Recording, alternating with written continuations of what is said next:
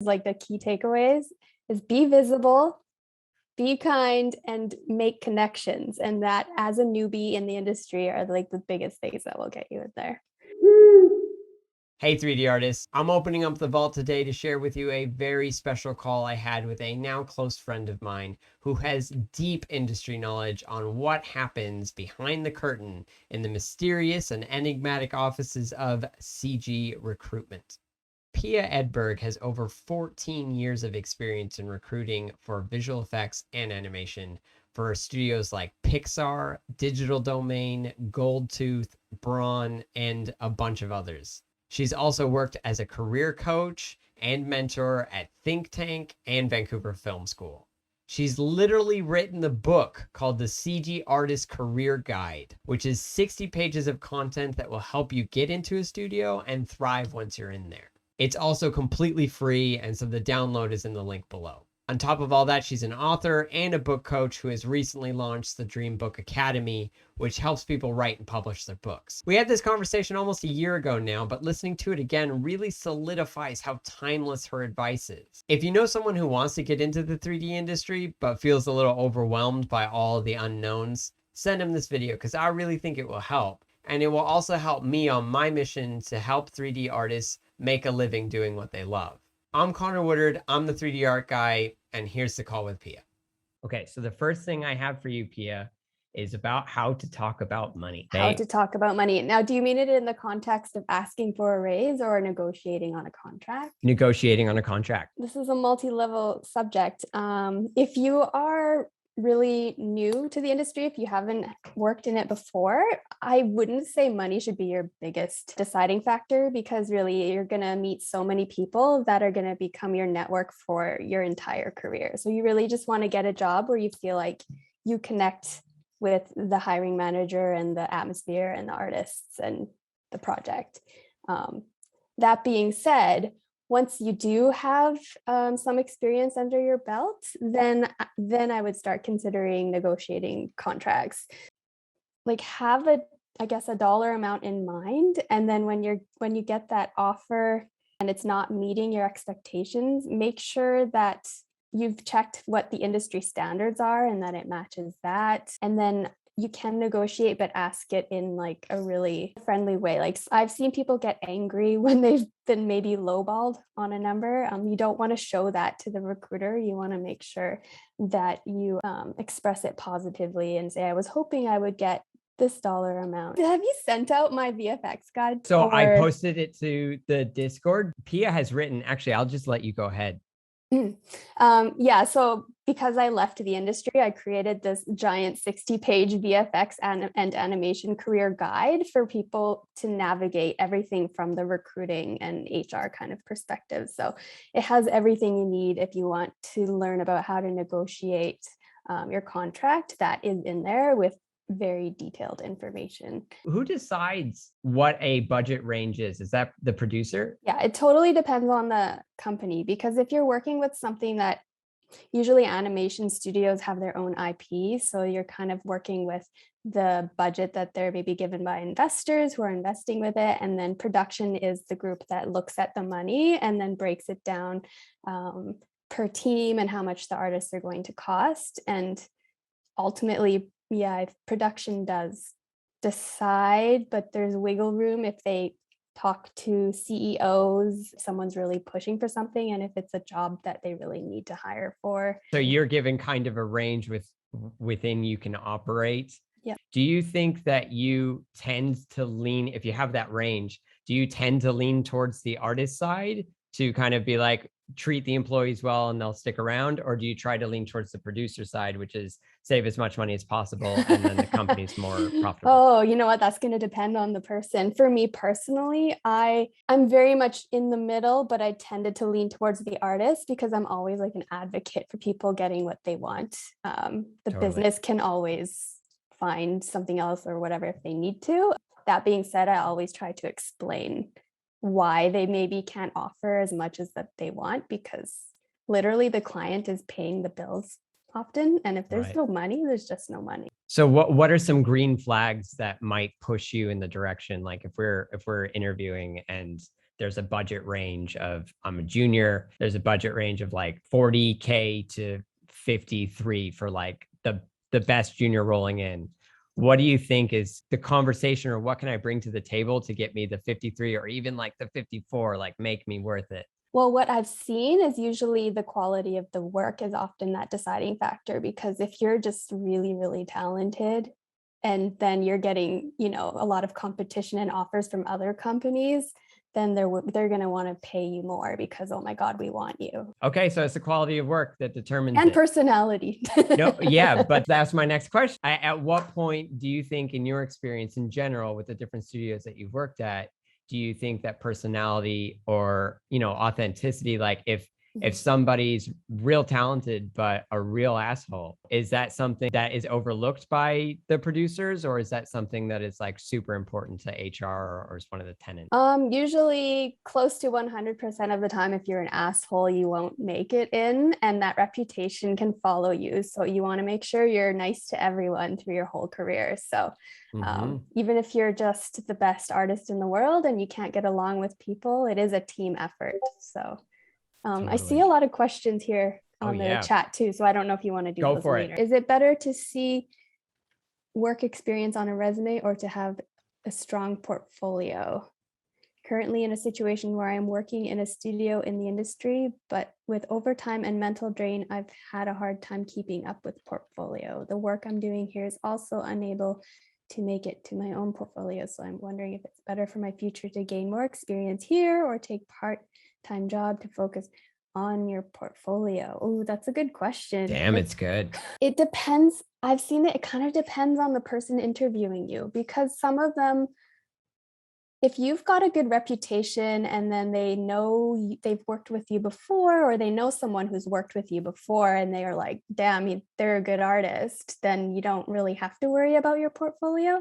But if you're new and you have nothing really on there and you don't have that much of a network yet, I would try to get something on the portfolio if you can. One of my questions was in terms of the stage of production, and I know it probably varies from company to company and project to project.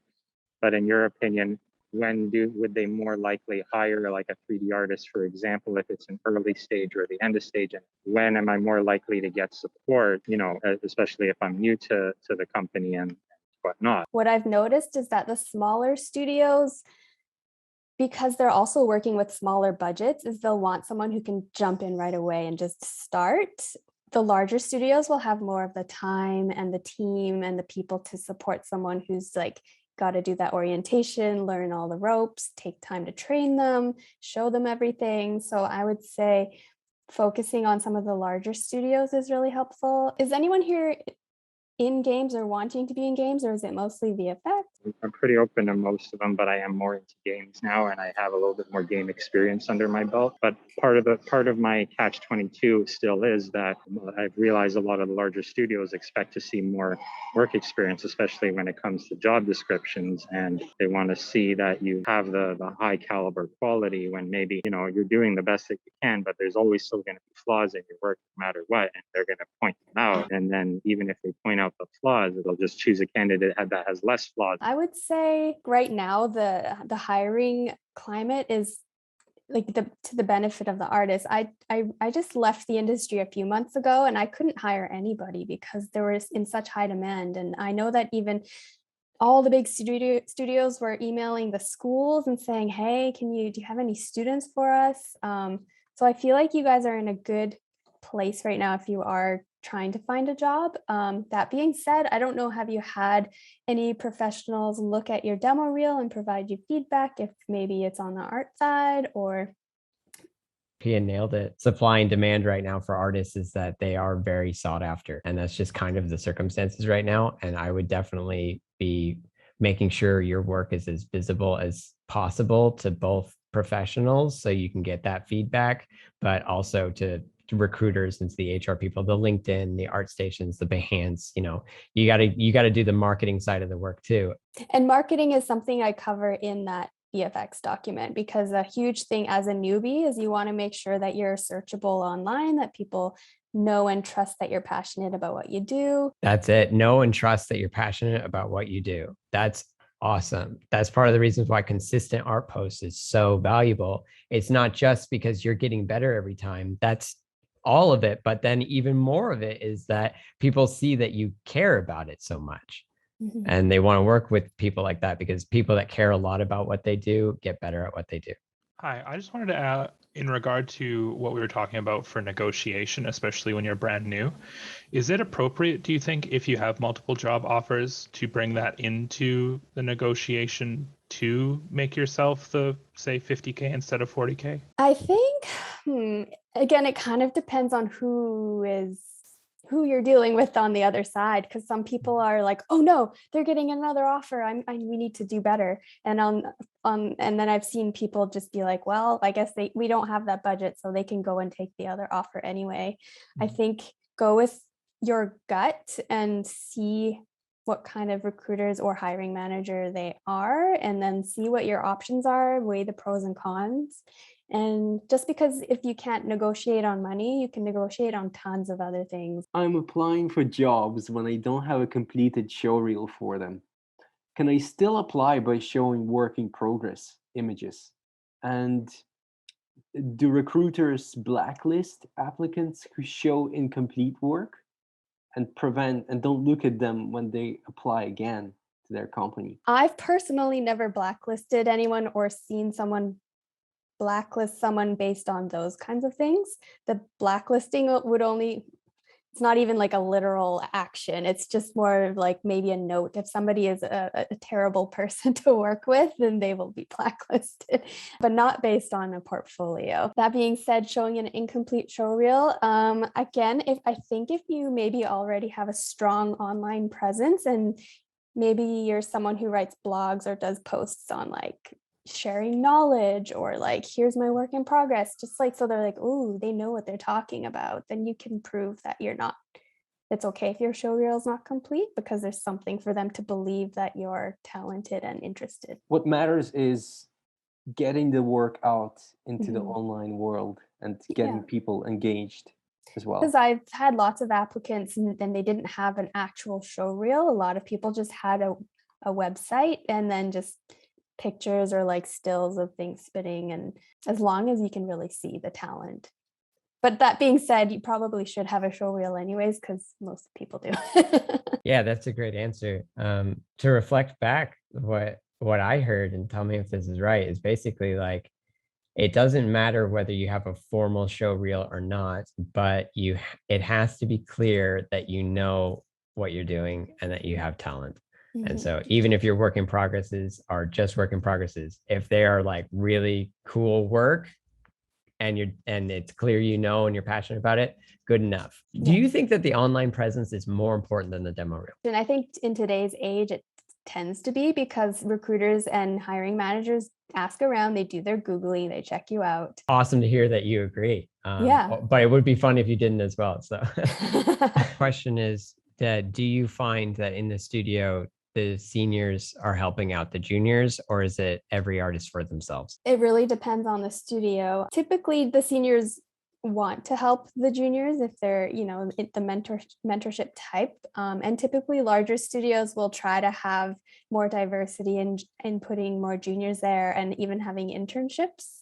And there's an actual more like kind of proper rollout for them, so they get the proper training. If studios are really, really busy and in crunch mode constantly, it's going to be harder for them to have that time to mentor someone totally new, while the studios that are a little bit more like at a steady pace, and often that can be animation studios, because they're working with their own IP versus a client's deadline, so they have some maybe more time to work next to someone and teach them. In tandem with that, would you say the pandemic actually has made crunching in studios less constant or more constant? It sounds like there was more crunch right now, because there was more demand for like Netflix and shows. Like there's so many projects. I think, as I was mentioning, all my contacts at the schools are constantly getting bombarded by recruiters asking for artists. I just had one other question too. How can I disclose a disability on an application and still get the support and acknowledgement without people jumping to conclusions? Oh, that's a good question. I mean, in the industry, it's kind of expected. A lot of people are very creative and are a little bit neurodivergent. For my experience, it's never been something that has prevented anybody getting a job, because like social issues that maybe came up during the work time were just kind of dealt with the way you would deal with anyone. Like, hey, maybe don't say things in this way to this person because they're very upset. But I don't think something like that would be any reason to not get a job, because again, the talent, you're a kind person, then that's what For matters. sure. Yeah. For Do sure. you think that people should tell the recruiter or the their point of contact with the studio like right away, just kind of openly and honestly I from the mean, I would beginning? say it like maybe in the interview when they get to meet you and see who you are as a person, not in a resume, just so Right. it doesn't prevent you from getting in the door. But you could do it in a lighthearted way, and like it doesn't have to be serious, and like you love what you do so much, and like this is your dream, because that passion is what's going to get you that job. Amazing. What a great Yeah. answer. If I have a connection in the industry that's working in a studio, and I want to, get their help with the referral, to maybe increase my chances, like how is that possible? Because I've approached a couple of people I've met in the past, like game jams and stuff like that were working in industry, and I asked them to give me a shout out, but it's like sometimes their hands are tied, right? There's only so much they can do. So Yeah, a lot of people ask for referrals all the time. If you have a good connection and you know that they will say positive things about you, then you can always send them a message or whatever and ask them and tell them, hey, I applied to your studio. Can you maybe put in a good word for me? And make sure, there's someone that you're in good standing with. Most they can do is just tell the recruiter or the hiring manager, hey, my friend Misha applied. He's a really great artist. Definitely check him out. And then so that at least will put you at the top of the pile of being looked at with your application. awesome. Thank you. In regards to the social media, so I've been told that your ArtStation is this is my portfolio and I want to submit my most professional, bestest pieces here. But your Instagram is kind of like your YOLO swag, experimental, I don't care. I'm just kind of posting art things that I like or enjoy. Or is so like from a recruitment perspective, say if I'm an animator, but I'm posting my weird whack experiments, sculpting this, that, or the other thing or whatever. Mm-hmm. Is that something that you consider, or are you like, wow, this person's, great portfolio, but what the hell are you making on Instagram? Well, I think it's kind of different from maybe the business and entrepreneurial world, but in the studio setting, the most important thing that people are looking at are your website. So if you want to put like the good stuff there and the updates there where it's like really showcasing your own work. And then if you haven't something like an Instagram, ask yourself what your intention is with that and what your purpose is, and stay on track, because if it is just willy-nilly, then it's not worth really showing a recruiter. They're not going to get anything out of it. If you want to make a really intentional branded thing, then make sure it's just really cohesive at your best work. And then you can have a personal Instagram if you have your own things, if you want to do that. Right. Okay. Yeah. So I guess to answer your question, Don't put it in your portfolio, or don't link it. If they find it, well, that's if whatever. it's a crappy Instagram, don't link it to your website. Right. If it's intentional and branded, then yes. You can show your everyday life and behind the scenes. That still counts. Do recruiters like to see your work experience, even if it's not relevant to industry? For instance, if you currently work in a bar or a spa or something, or do they only want to know industry relevant work history? I get this question all the time. Like in a resume? Yeah. We like to see, because there's so many transferable skills. Like if you worked in a bar, oh, this person knows how to talk to people. They know how to, engage with customers. So, recruiters are quick to make associations of the skills that transfer over from past experience. Well, what I always tell people too, there's ways, and it's in the guide, you can, well, at least super high level, is you can just start a list on a spreadsheet or a document of ideas, just like brainstorm and just whatever, don't judge it. And then you can just give yourself an hour a week to just make a post, or maybe 2 times, and it doesn't have to take a lot of time, and it can, I'm sure you're all on LinkedIn. Recruiters are definitely using it as a resume these days because it's just there, it's easy, they can download it as a PDF. So make sure whatever you do, it is updated and it has keywords. Are really helpful because recruiters have a recruiter LinkedIn profile and they do keyword searches. So this is like SEO stuff, but make sure your LinkedIn has the words of the types of position and tasks that you do so that when they search those words, you show up in the search. So make sure it's all filled out. And there's lots of LinkedIn tips. I feel like I'm promoting, this book is free, by the way, but I sound like I'm selling something, but there's all the LinkedIn tips on there.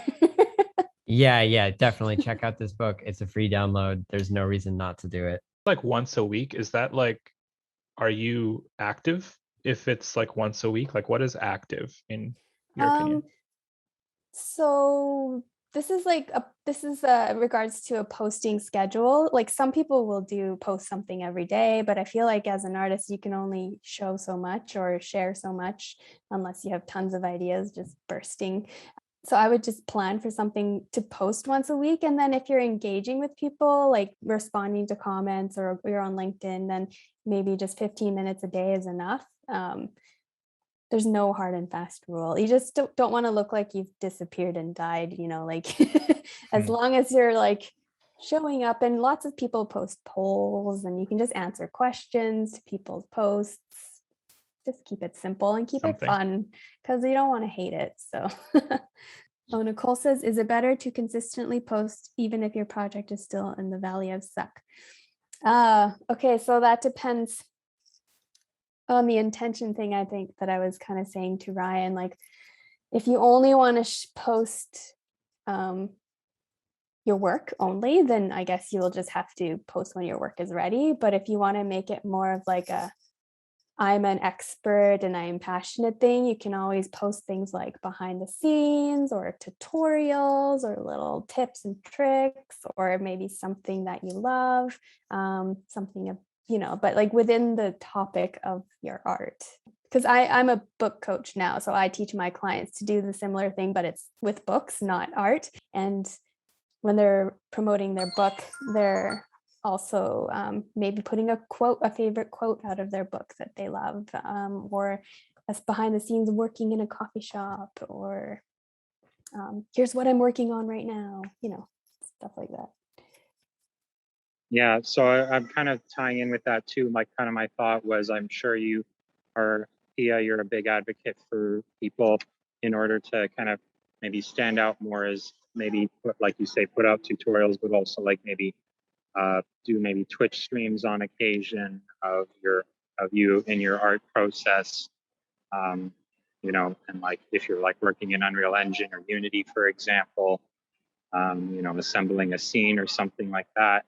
But then also in terms of like what recruiters look for, like in terms of standing out from say other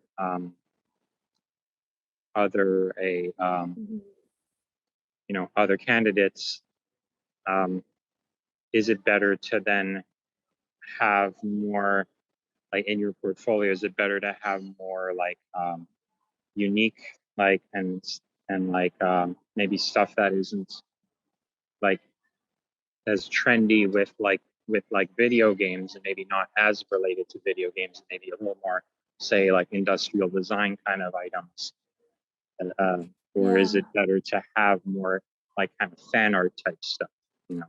Well, I would say from the recruiter's perspective, it is best to tailor the art to the type of company you want to work for. If you love cartoony Pixar stuff, then have your work look like that. If you like games and superheroes or whatever, have your work look like that. Because if your personal work or your other projects is not related, it doesn't tell the recruiter that you're really passionate about their company and their type of project. Are there many internship programs for juniors that have been at it for a few years?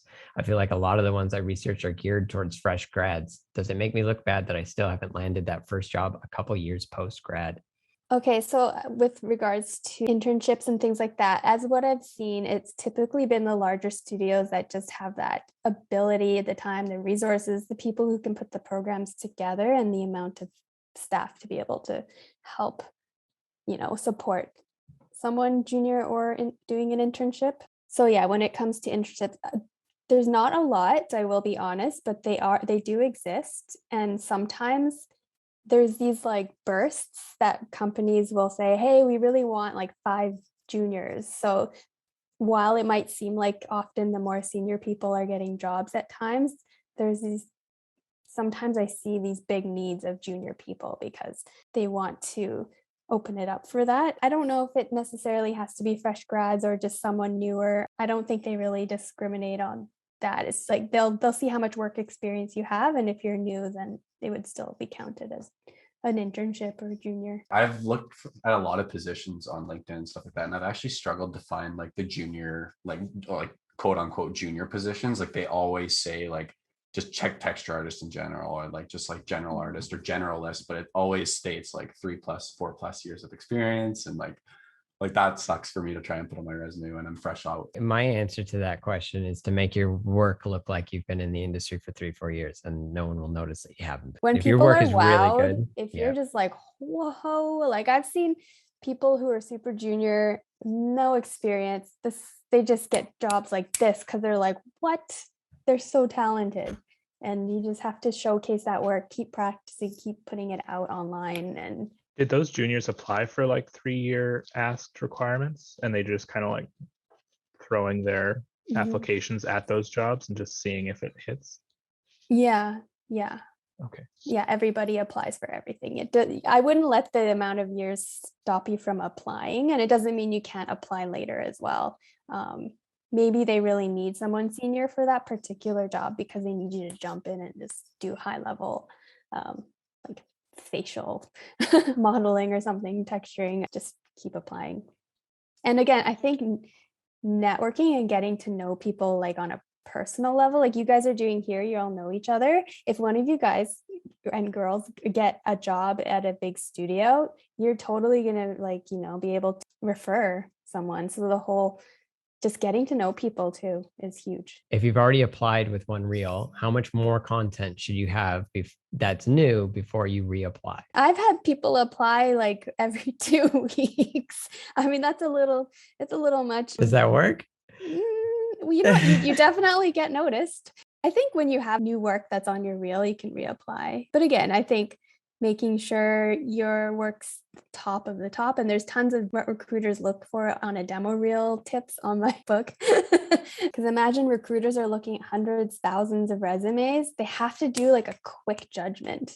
And if someone doesn't go, Pia, look at so-and-so, I might bypass it, not just because there's just too much. It's too much to handle. Does the wage gap exist? That's a good question. So as we all probably hear and know about the wage gap between men and women, there's 75% women are getting per dollar of men, whatever you guys. Depends on the industry, but there's a disparity. Yeah.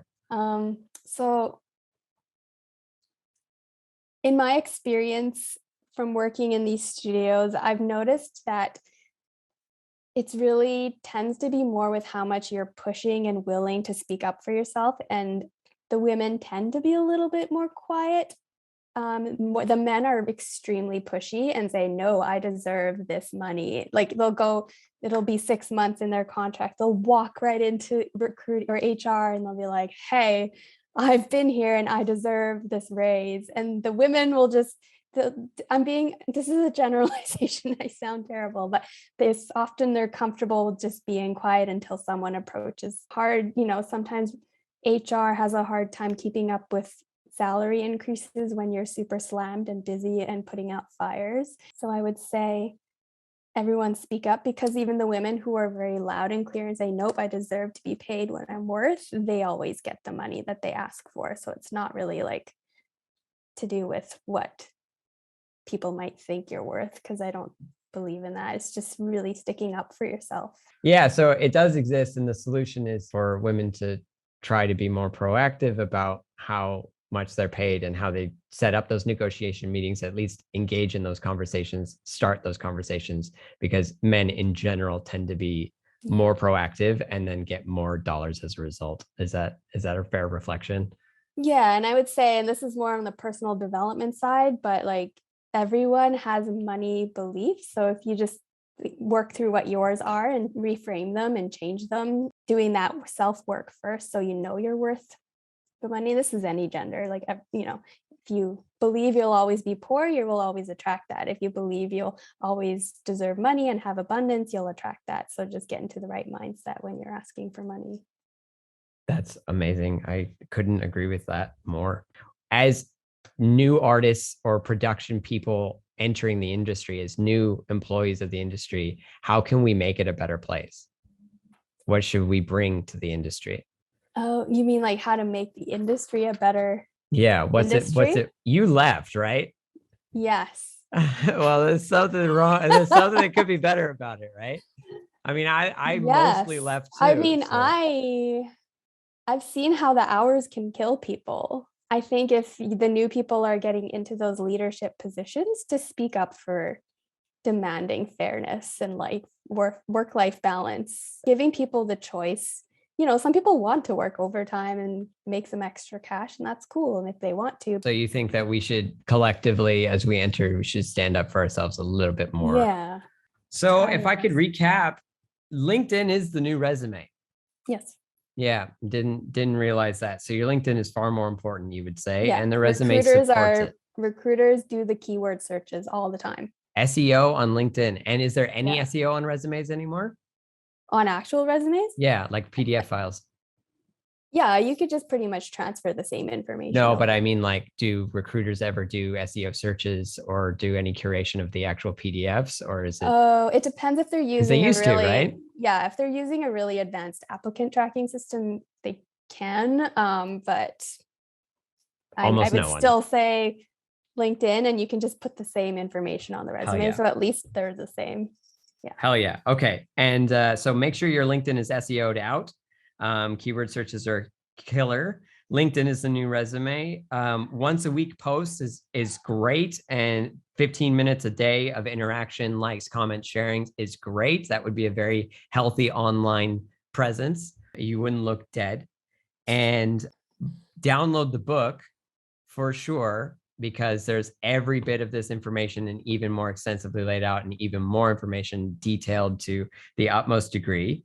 And demanding work-life balance is something that's probably going to be on one of your long-term goals in the industry, because it's probably one of the biggest weaknesses of the industry right now. Yeah. Do you feel like that's a fair synopsis of the past 59 minutes or so? I think so. Is there anything else that you would like to add specifically to that? I don't know. The biggest thing that I like to say is just everyone be really kind to everybody, because one, it makes your work a better place, but two, it's also going to help you in your career massively. Like, you're going to bypass that asshole any day because you're going to be so good to work with. So totally. Yeah. Could not agree with that more.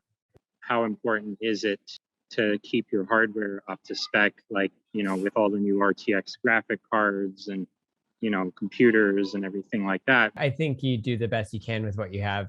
You know, like, the way I like to think about it is, you know, if Gordon Ramsay came into my kitchen right now with just the random hodgepodge of ingredients that I have all over the place, he would still probably put a meal on the table that would blow my mind.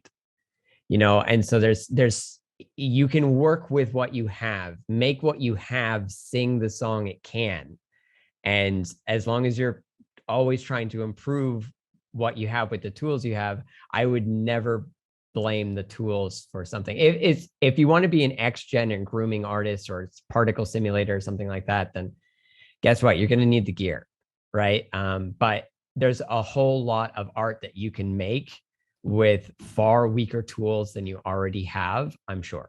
But that's kind of my opinion on it. I would say that every obstacle is an opportunity, and that is definitely an obstacle. So you got to find your way to work it. Thank you. Pia, do you have any more time? Do you want to hang out for a little bit, or are I you're on a can definitely hang out. Okay, great. I just wanted to summarize. As you were talking, 3 words popped into my head for you guys as like the key takeaways is be visible, be kind, and make connections. And that as a newbie in the industry are like the biggest things that will get you in there. Say you're like eyeing up a studio in specific and like there's no job postings, but you still really want to be a part of that studio and like somehow get your foot in the door. What would be the best way to approach like a recruiter on like would it be good to connect with them and just say, hey, I'm really interested in your studio. Here's my demo reel and resume. Like think of me in the future. Yeah, Like, for like, sure. Is that like a good approach or is that I like would bad?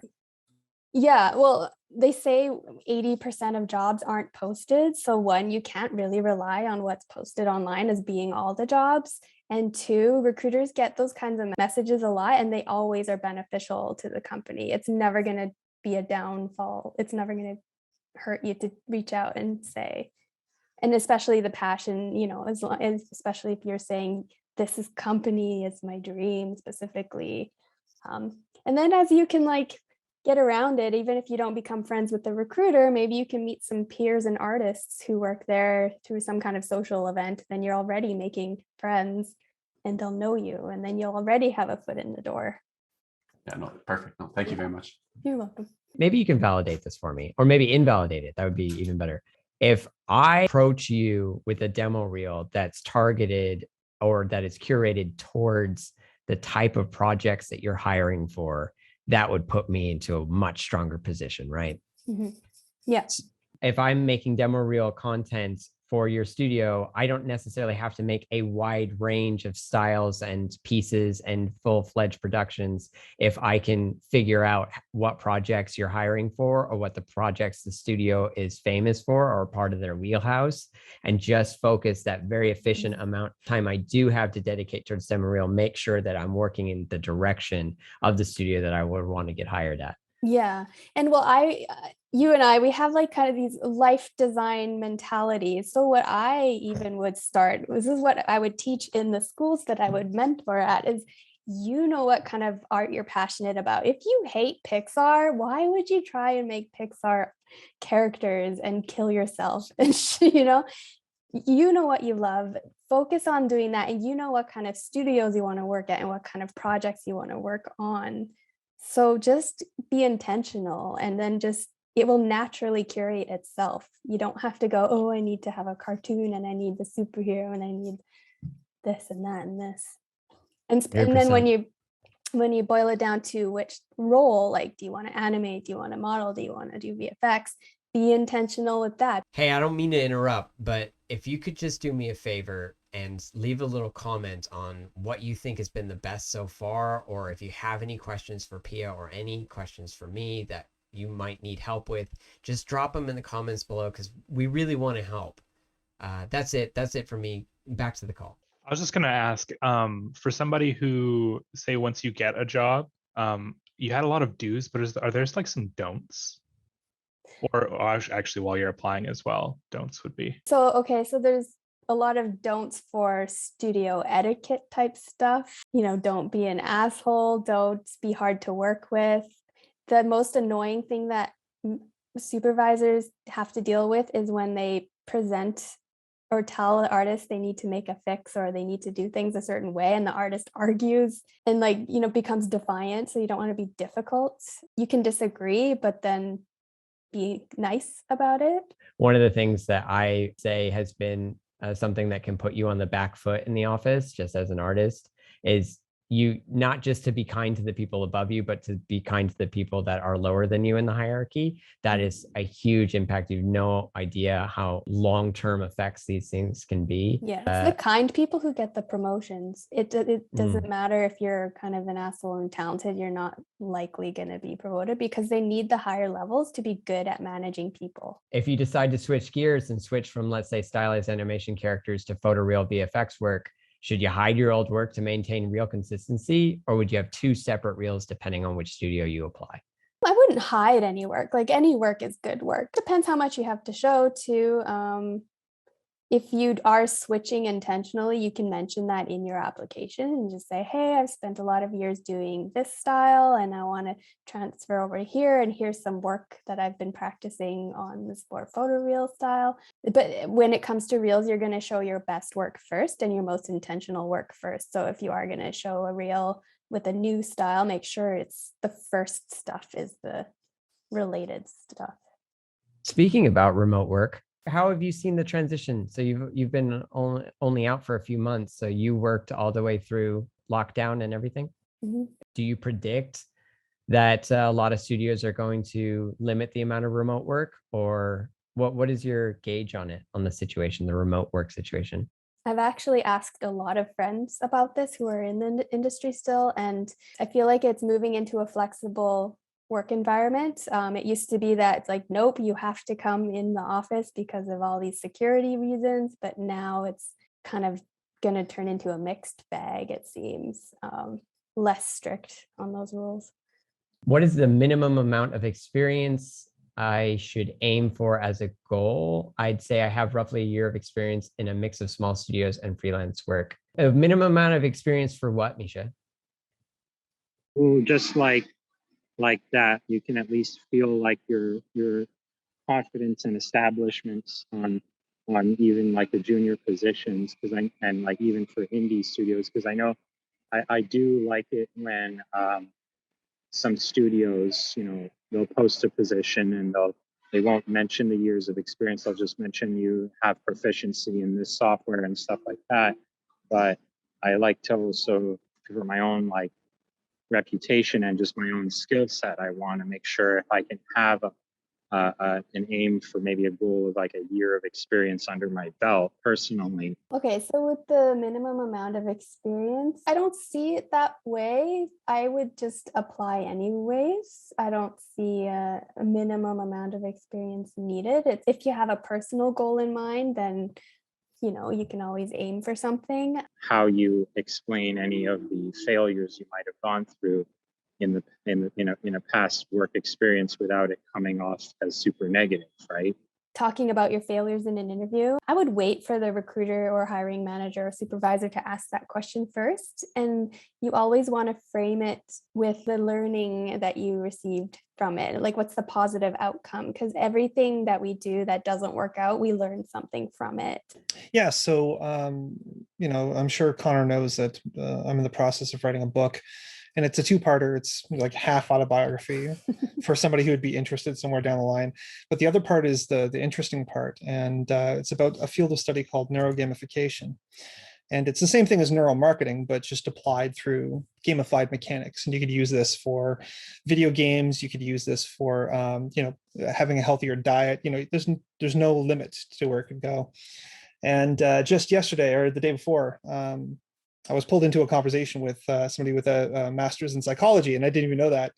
And while we're talking about game theory and game design, I'm invoking obviously a lot of psychology and neurochemistry, and they wouldn't let me go. They're like, this is phenomenally interesting. We really should flush this out and figure out what we're going to say. And so it just reaffirmed for me the idea that people should be drawing better conclusions in their design choices, I think, in an earlier stage, based off of, is this fulfilling? Does this make me feel significant? When I play this, do I feel like I'm growing? Is this exciting?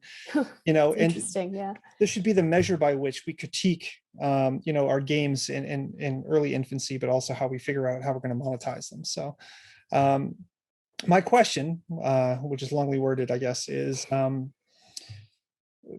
is this the kind of book that people would be interested in reading? Because it seems like everybody's interested, but it's always like us niche culture of like gamers and game developers and designers. Well, I don't know if Conor told you that I'm a book coach and an author as well.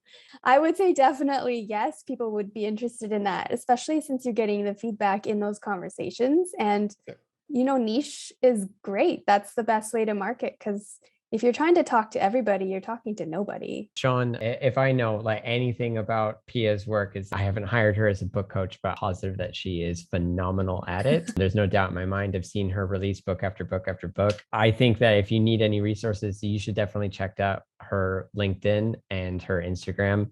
because she posts a lot of content for authors. They're trying to organize their thoughts into books and make things happen with them. Am I right? Mm-hmm. Yeah, Okay. definitely follow me on Instagram. For being a junior and with the hybridization of like the studio, would you recommend actually trying to go into studio as a junior? Because I've heard that like it's helpful if you go into studio over like going in, say, I don't know, remotely. Oh, so like choosing in-person versus remote work. I mean, definitely for your benefit, working with people, it will give you more. I think you'll get more of that natural support because you're kind of like in your own world when you're online and on your own, and all the meetings are so scheduled. So being there in person really helps kind of build that natural support system and just the camaraderie and people getting to know who you are as a person and building those referral networks a lot better. Because if you're alone online, people don't really get to know you and you won't get to learn as much. Yeah, that's a good answer. I have heard from so many artists. Some people love working from home, but most people don't love it completely. And some people don't like it at all for exactly the reason Pia just mentioned, that you don't have the natural support network that just appears from the happenstance of getting coffee at the same time. Yeah. Instead of being like 3:05, I'm going to Zoom call you for 7 minutes before I have to go. It's just like, it's not as organic. Yeah. And there's it can be something about super like difficult. someone's energy that you're around. And again, it's like more, especially as someone junior, it's just way more helpful for you. If you've been in it for 10, 20 years, you're like, whatever, I'm just going to work from home. I like it better than whatever. I feel very called out. Yeah. This is one of those situations where, that the field of study I'm always quoting is actually very positive. They study a lot of business and how people shake hands and interact and, all the different things that people do that promotes the highest level of trust and retention. And they discovered that if people don't have the opportunity to shake each other's hands or to pat each other on the back, like it sounds ridiculous, but, these are fundamental things that we expect as human beings. And just having, somebody say, that was phenomenal, thank you so much, or shaking their hand greatly increases their ability to trust you and want to continue trusting you and doing different things with you. So there is an actual biological driver behind being in proximity. That's so interesting. Wow. Yeah. Yeah, makes a lot of sense. So suppose I'll be applying for junior roles in VFX and games when I had intermediate roles in another industry. Will my new job application be seen as a step down? And will recruiters question why I haven't risen to seniority in my previous line of work? Oh, okay. If it's in another industry, everybody understands. I've seen a million resumes where people are changing industries. Always explain your story. People understand your story. And I don't think it's any step backwards when you've worked in a different one and not in another one. If you're talented, you're talented. If your art is good, there is nothing stopping you. Elaborating on your cover letter is another good way to stand out as well. Yeah, you can definitely write it on your cover letter. I got a letter of recommendation from a previous employer, so including that too, right? Yeah, if you've got that, then you can definitely do that. That's it. And I want to thank you so much. I really appreciate the time that you've taken out of your day to give us all of this value, all this insight, your decade plus experience at extremely high levels. So just want to say thank you sincerely. Awesome. Well, thanks so much for having me. And it's been super fun. I really enjoyed it. And I wish you guys all the best of luck in searching for your dream careers, and read my career guide because it will help you. And it's free. So thanks, everybody. Thanks for coming.